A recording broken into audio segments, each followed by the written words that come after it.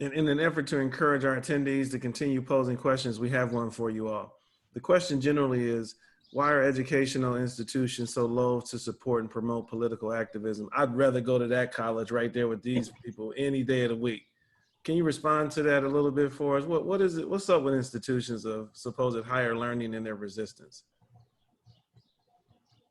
Well, remember that educational institutions were created to reinforce faith or to reinforce societal systems and prepare people for service. And so originally we all know this, it was an elitist system for the very privileged. Otherwise, it was control measures.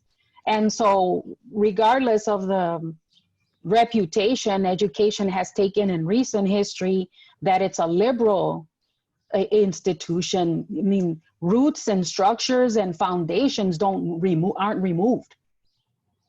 And those threads continue. So it still, can be used as a form of keeping the status quo going and making sure it serves the elitists, making sure it controls folks, making sure it prepares people for non-liberal arts, right? That's why we have the struggle now of defunding that.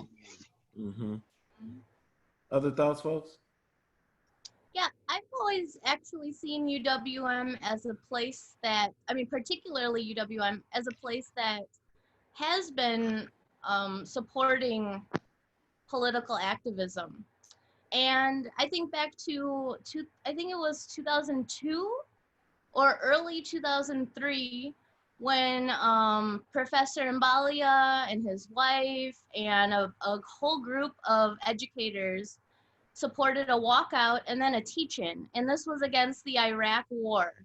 And there was a huge movement downtown, we shut down the intersection.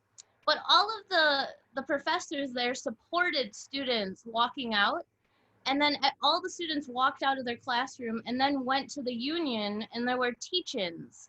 And they were particularly pointed in the Latin community and the Black community. And it was, how the United States government is using people of color in military operations, such as the armed forces. And I've always looked at universities as a place for the political support that I was needed. But the more and more I learn about the history of what it's taken to get to where we are now, that still hasn't been enough. And so as much as I think it has supported my political needs and giving me knowledge, and I'm seeing people, just from the streets walk in and they're able to access that knowledge, it was something that I had to also search for. It wasn't like publicly known, like I could audit classes in Africology, right after high school. And so I don't know, I feel like I'm sort of in the middle of that question because I've seen it, on both sides, sort of. I just wanted to real quick point out that it's almost appropriate that the next set of images were in the question of institutions embracing these kinds of politics, of the police response on campus to some of what was happening, and then getting to eventually the response, which was the chancellor forming the thing that eventually became the Roberto Hernandez Center. So, yeah, we are getting encouragement from Command Central to move to our second phase or second section of our conversation. Just wanted to bring that up.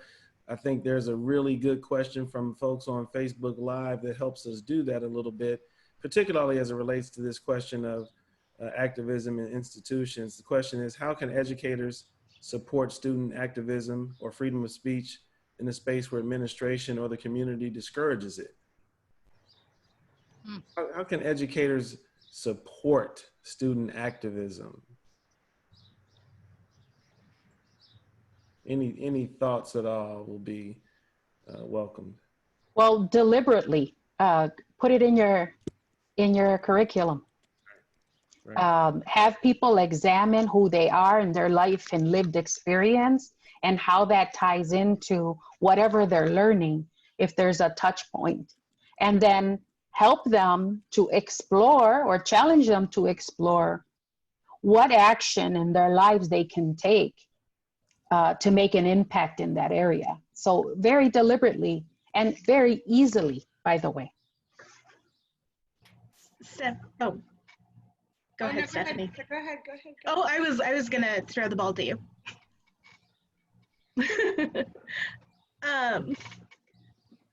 I lost my train of thought, but it sort of goes with the broader conversation that Stephanie and I had with Marquette's racial town hall. Is there are places on campus where these are already happening. We're not asking individuals to reinvent a wheel that has been reinvented since the 1960s. And I would encourage everyone to read Stephanie's open letter to Marquette, because I think it touches on a lot of these conversations where community identity and university identity matter to their understanding of sort of activism within the university space. But to the teaching, and being deliberate with your teaching, I think is super important. If you have that letter, feel free to drop it in the chat if you'd like to share it with I folks. just dropped it in the chat. Okay, right on. On it. Great. Any other thoughts? Go ahead. Let me just follow up really quick before I do that on Lisa's point. I think one of the things, right, when we're thinking about, and I've been thinking about the role of higher education and education in general, right, is that I think there's a broader question here of what education really means in a capitalistic economy that makes education an object of a capitalistic consumption model, right? We don't like to think about the role of a university in this context, right? Is to also, we have to think about the fact that it runs as a business, right? It runs with this model, whether or not it declares itself as for-profit is irrelevant, right? And so what it then means to do work from the inside of something like this has to be very deliberate, I think, to the first point. It has to be deliberate and it has to be tactical, because we're not working within a system that wants to see itself implode, right? In any way. And that has to be part of how we're thinking about higher education generally, right? Is that at the end of the day, education is still something at this level that we have to pay for, right? And I mean, I'll out myself in saying that I don't think that should be the case. I mean, that's not a sentiment that's maybe shared by everyone, but and so the deliberacy of teaching and how you teach and how you support has to keep in mind, I think, this backdrop in order for what's going to be most effective, right, in the long term. Sure. Any other folks want to jump in and share thoughts to that point? Yeah, I just want to say that I think that educators should support students questioning everything. And I think that should be part of the deliberate teaching that Tammy was saying, but also really pushing them to continue to question everything. I was lucky enough to have educators who challenged me, who made me prove my points, who made me go out and seek the answers that I was not finding in an MPS textbook ever. And I think the educators who supported me the most were the ones who constantly challenged me.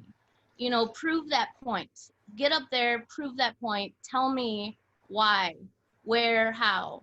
And I think that history is repeating itself. And if we stop questioning those things, and if we stop supporting students who need to question those things, you know, like, where do we go from there? And so I just really think that educators need to be able to challenge their students and support their voice and let them have a voice.